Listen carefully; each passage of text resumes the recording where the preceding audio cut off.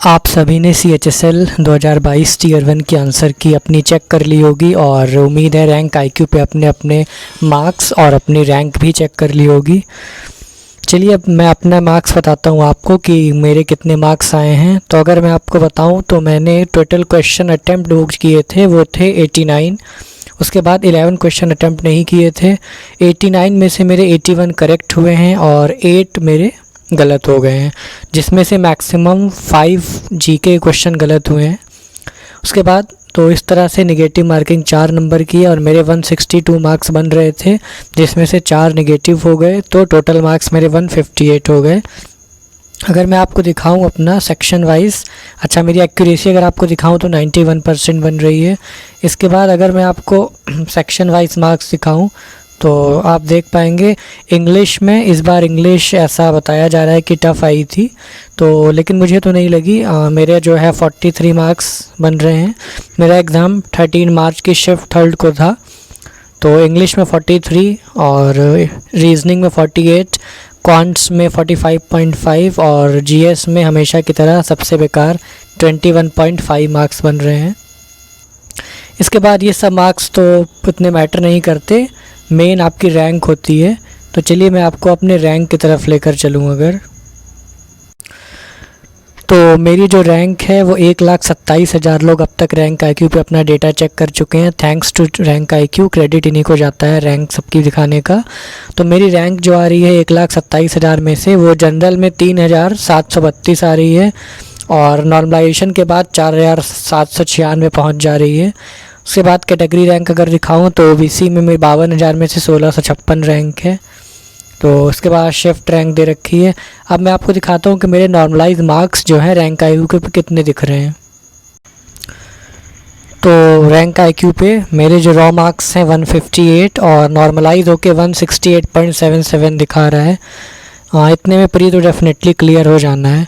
अब अगर मैं आपको थोड़ा सा कंपैरिजन बताऊं कि जो प्रीवियस ईयर मैंने 2021 और 20 का दिया तो उसमें मेरे मार्क्स इतने ज़्यादा क्यों नहीं आते थे। मेरे जो मार्क्स थे वो 125 से 135 के बीच अटक गए थे, वहीं पर आते थे, ना तो बढ़ते थे ना तो कम होते थे। तो देखिए दोस्तों, एक होता है मतलब हार्ड वर्क करना और एक होता है स्मार्ट वर्क करना। एग्ज़ाम में कौन अच्छा स्कोर करेगा वो इस बात पे डिपेंड करता है कि उस 1 घंटे जब वो कैंडिडेट एग्ज़ाम हॉल में बैठा हुआ है उस टाइम वो कैसा परफॉर्म कर रहा है, उसका माइंड किस तरह से चल रहा है। इस पे डिपेंड करता है कि वो कितना स्कोर करने वाला है। हर बार क्या होता था, मैं पढ़ता तो बहुत था बट वो 1 घंटे में मैं 100% एग्जीक्यूट नहीं कर पाता था जितनी एफिशिएंसी होनी चाहिए, प्रेशर में या कुछ भी कह लीजिए। तो आप सबको बस यही सजेस्ट करना चाहूँगा, जिनके भी मार्क्स 125 से 130 के बीच अटके हैं, बढ़ नहीं रहे हैं, तो उनको ये करना चाहिए, एक बार फ्री ऑफ माइंड पेपर दे के देखिए, एक बार रिस्क लीजिए। आप पढ़िए, हार्ड वर्क खूब करिए, लेकिन जब एग्ज़ाम आपका पास आने लगे तो वो एग्ज़ाम से पहले 1 हफ्ते बिल्कुल मत पढ़िए। जी हाँ, बिल्कुल हल्का फुल्का पढ़िए। मैंने ये स्ट्रेटेजी अपनाई, माइंड को एकदम रिलैक्स रखिए। उसके बाद अचानक आप 1 घंटे पेपर में बैठिए और सब कुछ भूल जाइए, एकदम रिलैक्स होकर पेपर दीजिए जैसे कि आप घर में देते हैं, जैसे टेस्ट सीरीज़ लगाते, बिना एग्ज़ाम हॉल का इन्विजिलेटर या किसी भी शोर का कोई भी आपके ऊपर प्रभाव नहीं पड़ना चाहिए। आपका सेंटर चाहे जहाँ जितनी दूर आपके सिटी से गया हो, बिल्कुल शांत मन से दीजिए। सब कुछ भूल जाइए कि आपको सेलेक्ट होना है, यही आपका आखिरी अटेम्प्ट है, ये सब बिल्कुल ध्यान न रखिए। बस सीधा क्वेश्चन देखिए और उसका आंसर दीजिए। मिनिमम रिक्वायर्ड टाइम, जितने कम से कम समय में। अब आपको भाग दौड़ में जल्दबाजी नहीं करनी है कि जल्दी से आंसर आ जाए, जल्दी से आंसर आ जाए। जी नहीं, बिल्कुल ऐसा नहीं। हर क्वेश्चन की अपनी क्वालिटी होती है, जिसको जितना समय चाहिए उतना ही देना पड़ता है। अगर पेपर इजी आया तो सबके लिए इजी है और अगर टफ़ आया है तो सबके लिए टफ़ है, ये ध्यान रखिए। अगर किसी का एग्ज़ाम टफ़ आ जाता है, शिफ्ट टफ़ आ जाती है और आपके कम अटैम्प्ट हो पाते हैं तो आप क्या होता है, स्टार्टिंग से ही आपके ऊपर प्रेशर बनना शुरू हो जाता है कि 15 मिनट बीत चुके हैं और मेरे क्वेश्चन ज़्यादा अटैम्प्ट नहीं हुए हैं।